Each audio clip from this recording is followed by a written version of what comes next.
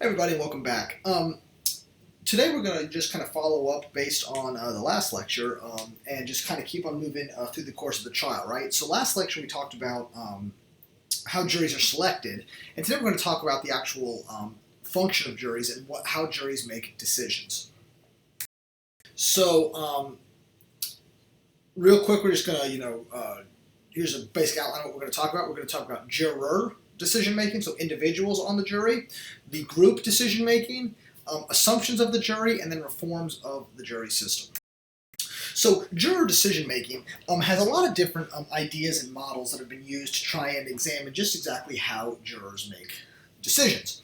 One of them is this kind of mathematical or Bayesian model that specifically looks at it almost kind of like a mental meter. It's called the mental meter approach, where jurors use a single meter into deciding the defendant's guilt or innocence or liability in a civil case.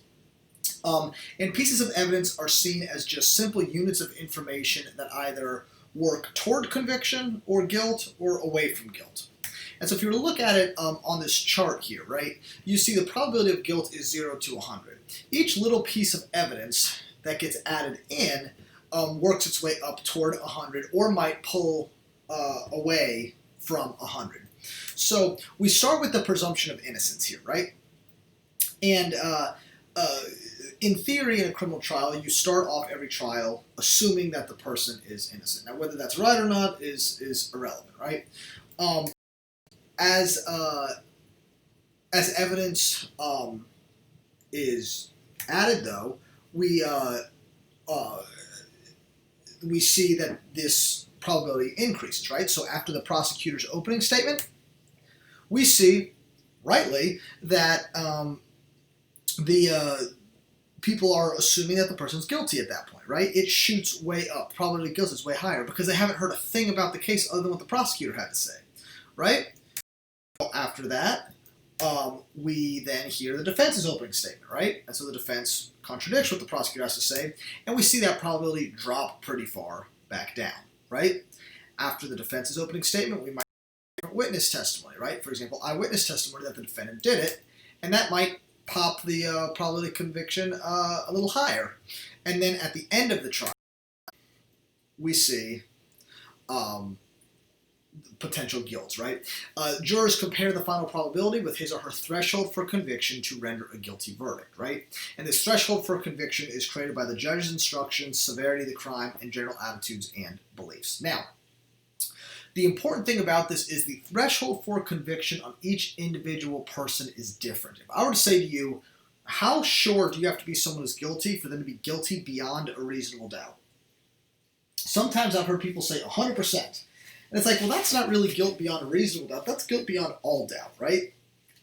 What's reasonable doubt? And so then people would say something like 90%, 95%. Pretty much for the vast majority of jurors, they need to be 90% sure or more that the person is guilty to convict. Now, these models all differ based on the formula for method of adjustment, right? Is this an algebraic formula? Is it a Bayesian or probabilistic formula? But we use, people use these mathematical models to try and predict behavior. Now, one of the problems with this is that using math to try and predict any behavior is not necessarily a super accurate method, right? If you add a random outcome element, it can make a difference. The timing of the decision also will affect the model, right? So some people think like if you come back super quickly from deliberations, it means guilt. But not always, right? There are, like all things in life, some critiques to this method. The use of a single meter kind of undermines the juror's task. It attempts to simplify a very, very, very complicated process. And the truth of the matter is there's just very, very limited empirical validity to this, these mathematical models. Because of this limit to the mathematical models, different models of persuasion have been used also. And we're going to talk about two that are very, very similar, essentially dual process models that are virtually identical, right? The elaboration likelihood model or the heuristic systematic model, right?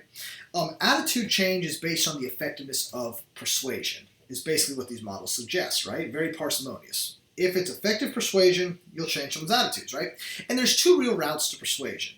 There's a systematic or central route to persuasion, or a heuristic route to, or peripheral route to persuasion, right? The systematic or central route is our logic. It's our thinking. It's our, let's weigh the pros and the cons of what it is, right? Whereas our heuristic route is much more emotional, right?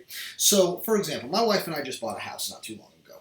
One of the things, my wife, as soon as she saw the house, fell in love with the house, right? And so everything we looked at inside the house, it was like, ooh, look at that, ooh, look at that, ooh, look at that. And so it was really kind of more of a heuristic persuasion for her to buy the house because she thought it looked pretty, right? Who knows what it was built out of? Who knows how old the roof was? Who knows anything else, right? She really liked the way it looked, right? Whereas when we bought a mattress, because we didn't have any furniture, we had to buy a bed, we must have laid on 50 different beds, compared the prices, made a list of pros and cons, and very logically worked through which bed made the most sense for us, right? So buying the house, although I'm oversimplifying this, I don't want you to think my wife is a dummy, we did put a lot of thought and effort into buying the house also, but that initial fall in love with the house, therefore I know this is the house I want, is more of a heuristic route. Whereas the let's make a pros and cons list, price out the mattresses, check the longevity, doing a lot of logical thinking was a much more systematic or central route to persuasion, right? So some people are very persuaded, or more persuaded with logic and reason. Some people are much more persuaded with emotion, right? And so you might, depending on the type of case, and depending on the type of jury you pick, or juror, you might have to frame your argument in one of those two ways, which will ultimately lead to the decision. Right? In deliberation, right? Because obviously this is a group dynamic. It's not just an individual making a decision. There's several stages of deliberation. The first stage is orientation, right? The jury selects a foreperson. They discuss procedures. They raise general trial issues, and typically choose a deliberation style. Now, in choosing a deliberation style, they don't explicitly say we are going to be a verdict-driven jury, or we are going to be an evidence-driven jury. It's just what happens. Either everyone goes in, they take a straw poll, about 30% of juries do this, and say, all right, who here thinks guilty? Raise your hand. Okay, who thinks not guilty? Raise your hand. Okay, now let's argue with each other about what the verdict should be. The vast majority of juries, about 70% of juries, are more evidence-driven. They'll say, let's start at the beginning and work through each piece of evidence and decide, based on each piece of evidence, if that's a point for or against the defendant, right? Is one better than the other? It depends on who you ask and how you talk about it, right? But there really is not necessarily a distinct advantage or disadvantage, especially because we can't tell the jury what kind of deliberation style they must have. Then is the second stage. This is open conflict, right? Jurors attempt to persuade their fellow jurors to reach a verdict. There's a lot of normative influence here, publicly conforming and privately maintaining previous beliefs, but there is sometimes informational influences, which is privately accepting the change because of facts or evidence presented by another juror. And there's minority-majority influence. Very typically, whatever the majority is at that first straw poll is what the verdict is going to be. I know we like to watch movies where we see one holdout juror convince the rest of the jurors that they need to side with them because that's what justice really is, but that actually very rarely happens in reality. I actually watched a jury deliberation once where people accepted the change and actually voted a different way. So it's an informational influence based on someone's understanding of something that was completely incorrect. It was a civil case that had to do with punitive damages, and they were trying to decide how much money to award the plaintiff. And they said, we know she's going to get a lot in punitive damages, so let's not give her a lot in compensatory damages. And one of the jurors said, no, punitive damages goes to the state, compensatory damages goes to the plaintiff. And all the jurors were like, oh my gosh, we had no idea that was true. Thank you so much for telling us that. Never mind, let's give her a lot in compensatory and punitive damages. And afterward, when we were debriefing jurors and stuff, because this was a mock trial where we were watching them deliberate, I was asking questions about that. And I said, is that your understanding of how punitive damages work? And they said, yeah, I learned something today. I had no idea that's how it worked. And that very much influenced. They ended up awarding several million more than they were going to because of that, even though that was completely incorrect. Right? Punitive damages and compensatory damages both go to the plaintiff who's suing. And then there's reconciliation, right? Reconciliation is where jurors attempt to ensure every jury member is satisfied with the verdict. Now, of course, we see the little cartoon here, and it's kind of a joke as to them all agreeing because one person's tied up and gagged. But typically, a jury won't come back if not everyone agrees on the verdict. Now, just because they agree on the verdict, and this is an important thing to remember, just because you agree on a verdict doesn't mean you like the verdict, all right? And that is a big distinction here, right? Because I can very much think that George Zimmerman, for example, was not legally guilty, but was still a scumbag, right? And the jurors after the Trayvon Martin, George Zimmerman trial actually said it broke our hearts that we couldn't convict him, but there was just no evidence to convict him, right? And so jurors actually felt the way. They didn't like the way they ruled, but they ruled that way anyway.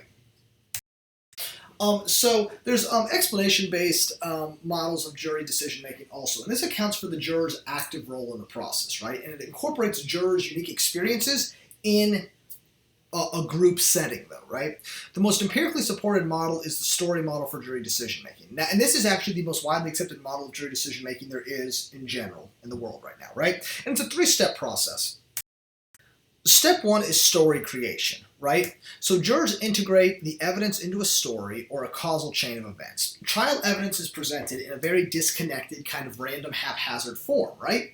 And so we have to now fit together the pieces. So, for example, in a criminal trial, it usually starts with the arrest of the defendant, and then we'll talk to the police, we'll talk to maybe people in jail with the defendant, and then we'll slowly start getting backward to eyewitnesses and people that were present at the time of the crime. The next is personal knowledge of similar events, right? So this accounts for jurors' unique experiences, right? This personal knowledge is how jurors decide how to string all of that evidence together into a story that makes sense, right? You get all these things that are super disjointed, and you have to decide how it all went down, right? So, for example, if I were to tell you about, let's just say, a night out with my friends, if I were to tell you like 5 facts in random order, like if I were to say, I went home and went to sleep, we went to Dos Gatos to dance, we had dinner, we went to Prohibition Kitchen, we got in the car to head out. You guys would probably hear all of those things and say, okay, now what was probably the logical chain of events? Probably he got in the car to head out was the first thing that happened, and he went to sleep was the last thing that happened. Now, typically, depending on how he did stuff, did he eat dinner first and then go to Prohibition Kitchen and then go to Dos Gatos? Or did he go to Prohibition Kitchen for happy hour, then eat dinner, then go to Dos Gatos? And you guys are going to start using your own, personal knowledge about St. Augustine to try and fit stuff together. And it might, you guys might say, well, Dos Gatos wasn't open until later, so he probably went to Dos Gatos last before he went home. He could have eaten dinner at Prohibition Kitchen, so he could have eaten dinner at Prohibition Kitchen, danced at Prohibition Kitchen, and then decided he wanted to go dance at Dos Gatos before he went home. But you guys are all going to take your own unique experiences here to try and make that story, right? And there's also expectations about what actually makes a complete story. What is the cause? What is the effect? What's the motivation? Do people go from Dos Gatos to Prohibition Kitchen? You all know that parking downtown is a pain, and so an argument could be made that, well, Dr. Behl probably parked on campus with his parking pass, and so he could have just walked across the street to Dos Gatos first, or because he parked on campus, he could have started at Prohibition Kitchen and walked his way back toward Dos Gatos, toward his car, right? And so there's expectations for all of you as to what makes a complete story. By the way, this whole situation is completely hypothetical, so don't start showing up to Dos Gatos to find me. But all of these things together all merge together to form a complete story, right? So, in this story creation, the best story is established, right? But there's still several variables that determine what is the best story. So the first thing is coverage. Coverage is just the extent to which the story accounts for all the evidence presented at trial, right?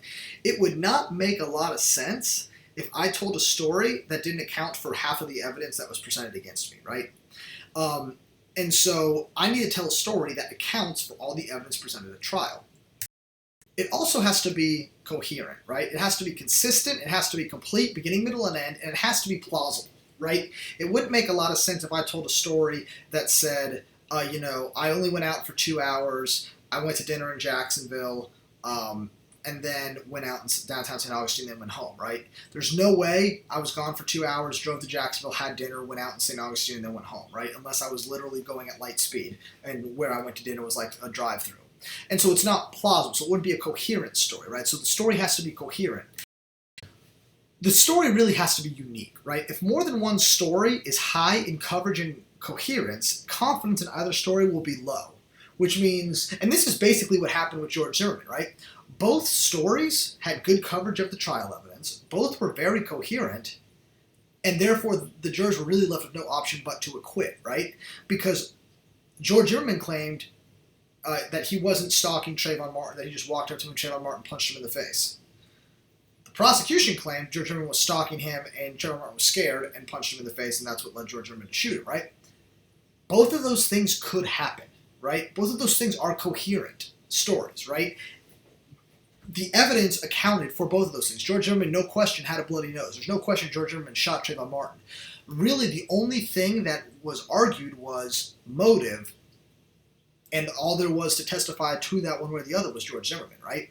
And so because of that, the story was not unique. So confidence in both stories was low, which means how can you be 90 to 95% sure he did it if there's a very logical, coherent story that he didn't do it also, right? Step 2 is learning verdict options, right? Jurors learn the verdict options available to them through judicial instructions. Prior knowledge of the law may interfere with the ability to learn the instructions. And what's important about that is prior knowledge of the law may interfere. Even if that prior knowledge is incorrect, it still might interfere, right? This is a very difficult task. Judicial instructions, usually jurors only understand about 20 to 25% of judicial instructions that are read to them. And there's only one trial that jurors are a part of, and it's one-time learning. You get them read to you one time, and then you're just expected to know, right? And again, jurors understand very few of the instructions given to them at trial. Could you imagine trying to play Monopoly if you didn't know over half of the rules? It would be very hard to win if you don't even know what game you were playing. And then step 3 is the verdict decision, right? Jurors match the accepted story with the various verdict definitions, and the best match is decided, right? And so, is the best story second-degree murder? Is it first-degree murder? Or is it not guilty? It just depends on the strength of the evidence that is present. Now, if we were to look at this chart, right, this is a very, very, very common example of the story model that's been used. And you can see here where it's a problem, right? So, here's the opening statement. Police officer testifies about state of victims and witnesses. Witnesses testify about victim and defendant fighting in a bar. Witnesses testify the defendant pulled a knife and stabbed the victim. Witnesses testify about fight and that the defendant was losing badly. Bartender testifies the defendant went home and came back. Defendant testifies it was self-defense and that he feared for his life and shows genuine remorse for stabbing someone. Defendant's wife testifies about character and that he returned home to get cash, and then closing statements, right? It's a very disjointed story, right? You're probably right now scratching your head saying, Dr. Behl, what are you talking about? That makes no sense. Exactly, right? It doesn't make sense. This is how trials happen, though, right? So the story model then would say, well, let's organize all of this into a coherent story. Now, you're going to see that the wording here is a little bit different, but we could pretty much just rearrange these blocks if we wanted to, right? The story model says, here's basically what the story is. The defendant goes to the bar. The defendant and the victim argue. The defendant goes home to get cash. The defendant returns to the bar. The defendant and the victim argue again. The defendant challenges the victim to fight. During the fight, the defendant is losing. The defendant pulls a knife and stabs the victim. The defendant shows remorse. There was one key piece of evidence. This is a real trial stimulus. There's one key piece of evidence that decided whether or not people found the defendant guilty or not guilty. Does anyone know where it falls?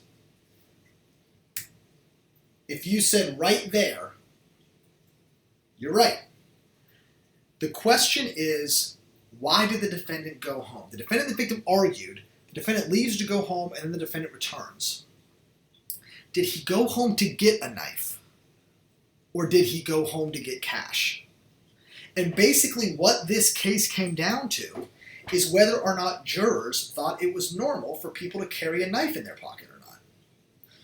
A lot of jurors in a lot of left-leaning, more liberal states said, no, it's really weird for people to carry weapons. Who carries a weapon, right? In the South, you're kind of an anomaly if you don't carry a weapon, right? And so it just depends on the personal experience of the jurors, right? Which shows that personal experience matters a lot, which is why it's helpful in jury selection, again, backing up to jury selection, which is why it's helpful to pick jurors that might also have similar experiences, that might view certain evidence in a certain way, right? I don't know if you guys remember a couple, maybe it was a year and a half ago, two young boys down in South Florida went out on a boat and ended up going missing, and they're both still missing, but obviously the presumption is that they both died out. It's either like 14 and 15 years old or something like that, right? I was working a case up in North Carolina right around the time that happened, and the lawyers and other consultants that I was working with were just losing their minds about that. Like, the parents should be arrested. What kind of irresponsible parents let a 14 and a 15-year-old go out on a boat? That's just silly. Who would do that? And I had to chime in at that point. Again, they lived in North Carolina. I chimed in and I said, listen, I grew up on the coast of Florida also. And I was in middle school and early high school and going out on my friends' boats without parents also. I distinctly remember going jet skiing in the intercoastal quite a bit growing up, right? Or going out, and we were always told to stay in the intercoastal, but how, especially this was before the time that cell phone used to be these big old things that you couldn't get on the internet with. This was before cell phones were as ubiquitous as they are now, and the parents would just trust us that we weren't going to go out into the ocean. But I grew up in Melbourne, so Sebastian Inlet was right there to get out to the ocean easily enough, or you could go up to Cape Canaveral, and so it wasn't that long to go either direction. So it really depended on the personal experience. And so I chimed in and I said, well, actually, I said, growing up in Florida, it's really not that weird for kids to be on boats without parents, because you only need to be 15 to get a boating license. Or at least that was the case back when I was 15. I don't know if that still is. But, and they all said, oh, I would have never thought about that. That's a good point, right? But their personal experiences, there's no reason why a 14 or 15-year-old should be on a boat by themselves. But they also live in North Carolina, and they all are from inland North Carolina also, where they don't really go boating all that much, right? Whereas people who grew up on the coast think something very different. Now, the jury decision-making, there are a couple assumptions of jurors. Number one is there's a concern that jurors are not particularly competent, and there's another concern that jurors are biased. But what other assumptions do we make about the jury to conclude that jurors are competent? And are these assumptions actually true? First of all, there's this idea of tabula rasa, right? The idea is that jurors enter trials as passive blank slates without biases. They have no preconceived notions about the outcome of the trial or anything like that, right? And jurors are able to base their decisions solely upon relevant evidence presented during the trial. Because of all this, jurors are free of overwhelming bias. But is that true? How many of you would feel comfortable, right? Because one of the things that I think is always so interesting that judges do is a juror will say something like, I might be biased, or I heard this, or blah, blah, blah, and the judge will say, can you disregard that, or can you put that aside for the case of this trial? And people always say, yeah, sure, I can do that. But if you take that idea out to its logical extreme, I wonder if people still think that that would happen. If you were to say to a jury, or somebody, right? Like, let's say I were to say to someone was on a jury, there's a black defendant, and someone said, yes, I'm a member of the KKK. Would you be okay with the judge saying to them, can you put aside your racism and not judge this black defendant harshly? And if the person said, yeah, I can do that, would anyone believe that they were doing it? Of course not, right? If Hitler was on the jury and the defendant was Jewish, could you say, hey, don't be so anti-Semitic? All right, because this guy needs a fair trial. Do you think Hitler would say, oh, Gott danke, or whatever German words are? Probably not, right? And so it's interesting because we ask jurors all the time to say, just put aside your bias, okay? And they say, okay. And we think, thank God he did it. In fact, Judge Leonard Hand, who is one of the most famous Supreme Court justices, for those of you who ever go to law school, you will get a lot of opinions assigned to you to read by Judge Hand. He said the admonition instructions are a placebo that require jurors to perform a mental gymnastic which is beyond not only their powers, but anybody else's. Literally what he's saying is we tell them not to consider something, and it is literally impossible for them to do it. And in fact, if you look at research on jurors, and when they're told not to consider something, they actually talk about it more during deliberations and discuss it more with other jurors when they're told not to consider it. So is this assumption correct? Obviously it's not, right? Obviously this assumption of tabula rasa is not correct, right? People have preconceived notions and preconceived biases about things all the time. So what can we do about it? How do we improve jurors' abilities to make these decisions? Well, there's a lot of different jury reforms that have been proposed. One is to restrict those who are exempted from jury duty, so allow more people to serve on the jury. Because a lot of people get out of jury duty because they have some sort of hardship or cause. If you're a physician or an attorney or something, so if you're more educated and have a higher paying job, they might actually excuse you from jury duty because your job is viewed as, quote unquote, too important. Reconsider whether preemptory challenges should be permitted or not, and if so, how many. We talked about that with voir dire. Have judges question prospective jurors instead of attorneys.